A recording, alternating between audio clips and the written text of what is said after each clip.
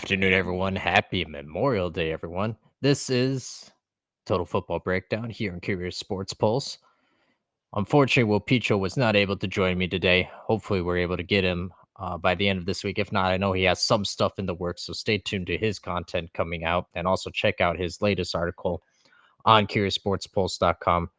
Really well written about kind of the future of Manchester City and what to expect from them going forward, particularly with Pep Guardiola recently announcing that he is going to be leaving the club. But moreover, there is something else that we need to get down and address first, and that is, of course, the Spanish national team just released their, or they officially released their, who they are bringing to the Euros. And of course, everyone is, uh, maybe not everyone, but enough people are saying that Lucas Vasquez not being called up is, almost a snub, or at least that's kind of the line of thinking. And I completely disagree. So when you play for a club like Real Madrid, and there's an inherent risk of you not being able to shine, you not being able to show your full potential and capabilities because of the star-studdedness of the club. So he is a good player. He's a tremendous player. But when you combine that with, I should have said this in the intro, so apologies. We're going to discuss Manchester United going forward and Erik ten Hag. Has he done enough to earn another season? I think he has. But would it be a complete mistake for them to move on? And if so, what could Manchester United do? What would be the smart decision? So we're gonna touch on Erik ten Hag in a moment, but this just more recently came out. So Lucas Vasquez not being part of the Spanish national team, is it a snub? Did they make a mistake here? I'm asking two opposite questions, but either way, the point stands.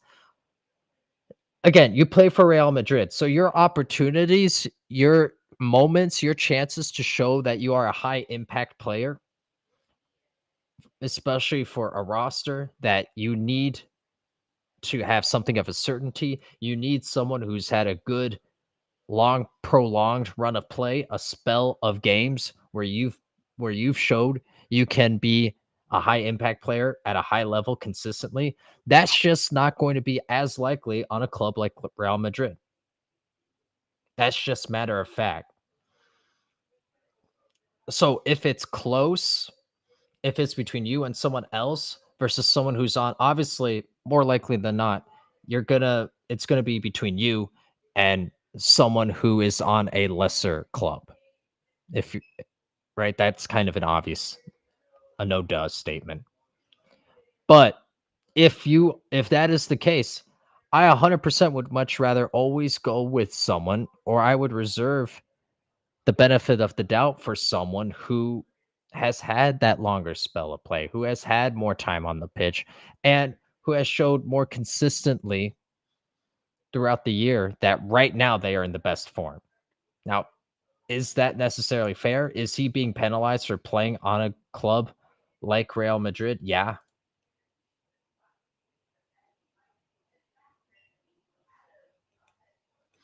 But that's kind of what goes with the territory. So now we fast forward and we analyze and we go to Spain and how they look. Are they necessarily the club that they once were? Eh. Or the national team that they once were? Not really. Not really. So would they be the favorites? Should they be considered the favorites? Absolutely not. Other other clubs have certainly caught up to them. So no worries there in terms of that. Um, Remember that nice dominant run that Spain had, where it was almost a given. Yeah, yeah, Spain's gonna at least compete. They're going to be big. Remember that. So those days are largely done. That golden generation of Spanish players, they've moved on.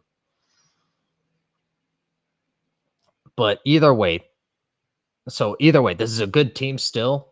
And the fact that they could have someone like Lucas Vasquez not even make the roster, make the squad, that speaks well for where Spain is still.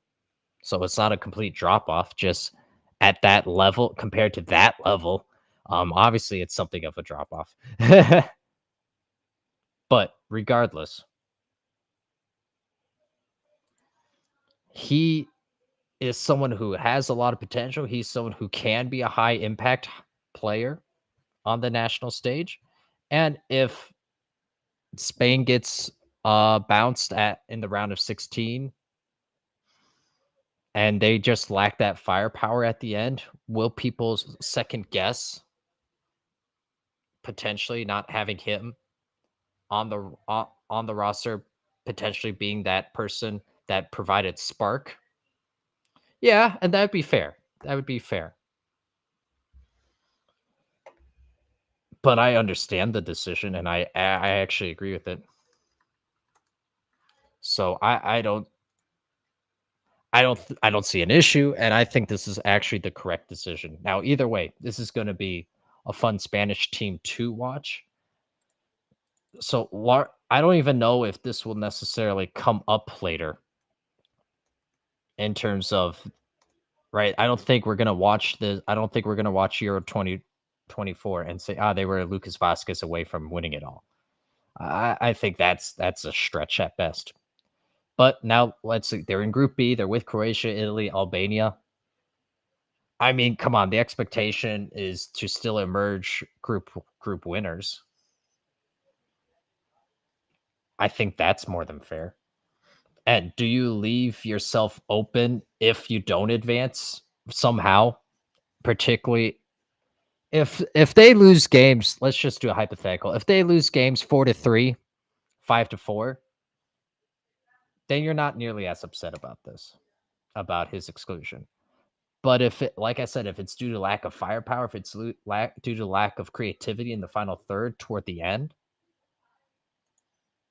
you 100% leave yourself open because, and now we all know that there are only so many roster spots. There are only so many squad positions available on any given team for any given national team play. Fine. But your question has to be if you say someone was snubbed, if someone deserved to be in, then who would you have replaced them with? And largely, I simply just agree with the decision here. So and even if you had replaced him with someone else, I think you're largely mostly fine. And I don't think that him being on the team is going to be the difference maker necessarily. So in 29 matches in La Liga, he had 3 goals, 6 assists.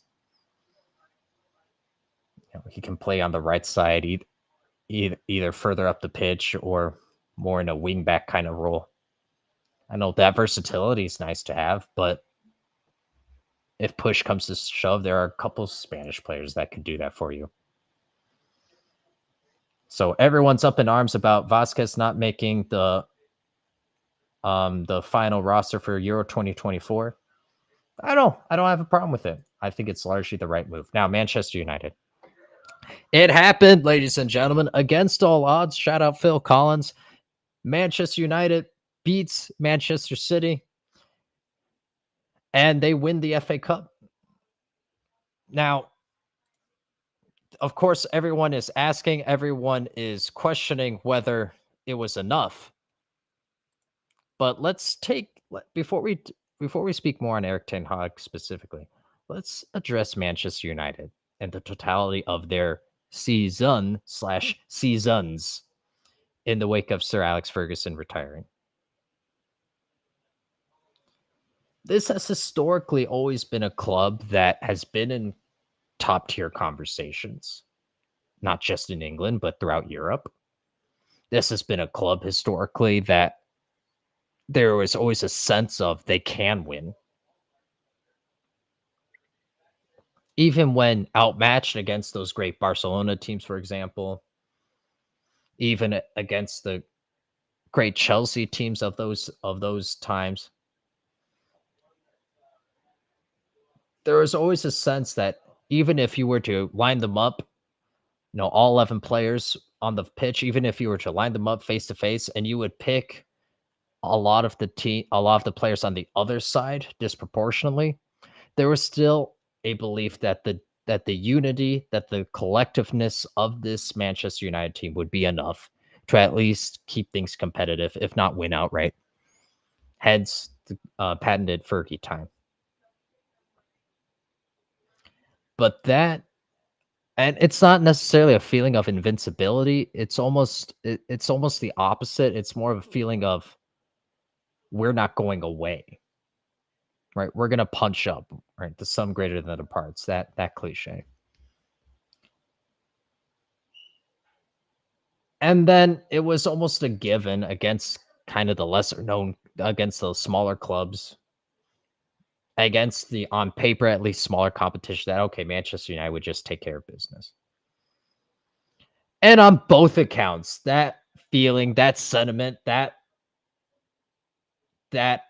feeling of this is what Manchester United is about is completely gone. So they lose the games that they're supposed to lose, and it looks bad. And then they lose the games that they are theoretically supposed to win, and it looks even worse, even worse. They play often disjointed throughout the entirety of the pitch. Goalkeeping has been a question mark at best. And up front, there's a general lack of creativity and complete lack of clinical finishing. And there just doesn't seem to be any answers either. It's a feeling of hopelessness. So you lose to Liverpool, you lose to Man City, and then let's not even touch European competition. Yeah, for sure, no one has them even in a group where they're favored to win in the Champions League. That we all saw how that unfolded. We all saw how that played out. But now, what we saw in that FA Cup final was a glimpse of what Manchester United was at one point. So Manchester City, by far a better club right now. Pep Guardiola, um, I mean, who wants to argue that he's not the best manager in the world right now? At least at the club level, right? Club level managing and national team level managing, two different animals. But let's just stick with club soccer for right now. Who who would have picked if Manchester United and Man City played 100 times? I don't know. I think I would at least pick Man City to win 60 of them. I would struggle to pick Manchester United to win 20 of those games, to just outright win 20 of those games. I would struggle to do that. But this past FA Cup final, we saw a glimpse of hope, and we saw what it was like to be a Manchester United player, what it was like to be a supporter of the club. So by far and away outmatched, both tactically and in terms of personnel and in terms of overall cohesiveness within the team. But it didn't matter. When they needed it most, they found a way. Their collective spirit was more than Man City. And for large parts of the match, Man City almost seemed shell shocked and like they were sleepwalking through the motions at times, not universally, but at times. They almost looked the way Manchester United has looked throughout large parts of this season in all campaigns. And so why is this? Why is this? And this is now more to the point of how Erik Ten Hag plays in all of this. So is it because that the players wanted to show their support for their manager? Was that a motivating factor? I think so. The number one thing that's hard to grab and the easiest thing to lose is the locker room. To have that player trust. to have buy-in. And that is something Erik ten Hag has accomplished, and that is something that we haven't seen another manager pull off quite to the level of where he has, where they want to compete for their coach and they want to compete for each other. Now, it hasn't translated in large parts of the year, and they're some of the same bad characters, some of the same troubling players who have been something of a cancer within the organization are still on the team, and they should be shipped out. We're not going to say names because I think we all know in general who we're talking about. They won't be missed. So some I think are unfairly saying Ten Hag has an attitude issue or he has a problem um with some of the players and that it's showing whatever lack of control. No, no, no. These are players who have been overvalued, overhyped, and who have been given everything for far too long. And at the end of the day, it's the players on the pitch who produce or don't produce. So when Erik ten Hag stands up, when he says, no, this is how things are to be done, both to his players and to ownership, I love it. This is exactly what Manchester United needed. Now, it needs to start from the top bottom, and this is why I'm personally rooting that Sir Jim Ratcliffe somehow becomes 100% owner of the club. I know that's not going to happen. I know that's not reality, but that would be best. Either way, regardless of who's actually making decisions moving forward, I set aside my silly dream fantasy scenario aside for a moment. There needs to be top to bottom a joint vision and joint effort in terms of how to best proceed forward. Without that unity, it doesn't matter who the coach is. We've all seen the clip of Ralph Ragnick of where he says that there's an operation that needs to be performed at the club. And he even warned that small fixes here, small tweaks here would not be enough. And unfortunately, it's gotten so bad at Manchester United where, yes, just changing the coach, that counts now as a small tweak because of how bad everything else is. So fine, if you want to get rid of Ten Hag, if you think that's the right path forward, fine. Just know you're not really solving anything. And whoever the next person is going to face the exact same issues, which is why I'm a strong supporter and I'm 100% in favor of Erik ten Hag staying on. He has showed the ability to navigate all of the nonsense that's going on. He showed the ability to be able to rise above all of the noise and the expectations. And he seems unafraid of really anything anyone has to say. He's just there to get a job done as best as he can. And so I love that he said, hey, if you fire me, fine. I'll just go win trophies somewhere else. So the timing of the announcement right before the FA Cup final, I thought was completely unnecessary if this is truly what they have in mind. Why? Why? What did you gain from that? Part of being an owner, part of being in charge is being able to control the narrative, getting out in front of the story.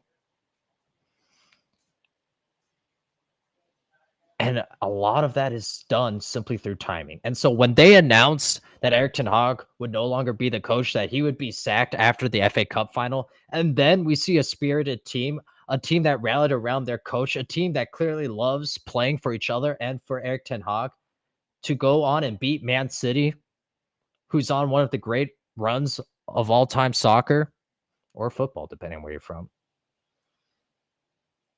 To have that be the announcement of who you're letting go, to have it be signaled that you view him as the problem is a complete miscalculation and completely wrong. But it just once again shows the complete and total ineptitude within the organization. So who could it be? I don't know. We have all seen some of the hot names out there. Personally, I'm rooting outside shot for Xavi to be the next coach of Manchester United. I wouldn't mind that and that again, that's with the qualifier of if they truly decide to move on from Erik ten Hag. So Xavi would be my second choice. Why? He's too was thrown in a similar garbage situation, but made the most of it, in my opinion. And he's really not even about credit. Of course, there's an ego. There's an ego with anyone who performs at a high level. So you can't hold that against him. But he's someone, they are both people who are just there for the love of the sport and just want to, and the ultimate competitors just want to win.